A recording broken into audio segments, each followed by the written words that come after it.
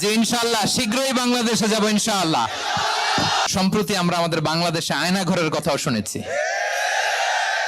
তো আয়নাঘরে যাদেরকে টর্চার করা হয়েছে এরা যুদ্ধবন্দী, এরা তো কারাবন্দী, তাও অন্যায় ভাবে। এনফোর্স ডিসঅ্যাপিয়ারেন্স ছিল, অন্যায় ভাবে তাদেরকে গুম করা হয়েছে, অন্যায় ভাবে বছরের পর বছর যাদেরকে এভাবে কষ্ট দেয়া হয়েছে, ফ্যামিলি থেকে দূরে রাখা হয়েছে।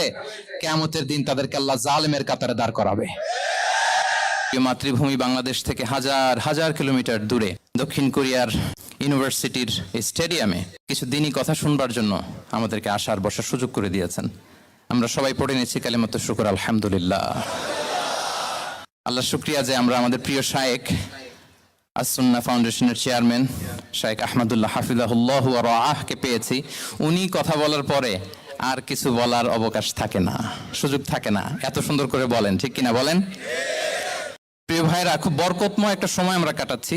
রবিউল আউয়াল মাস, এটা মিলাদুন নবীর মাস, সিরাতুন নবীর মাস, বিষ্ণু ইসলামের সিরাত আলোচনার মাস। পুরো মাস জুড়ে আমরা বিষ্ণু ইসলামের সিরা আল আতেরা, বরকতময় সিরাত নিয়ে, মিলাদ নিয়ে আমরা আলোচনা করে থাকি।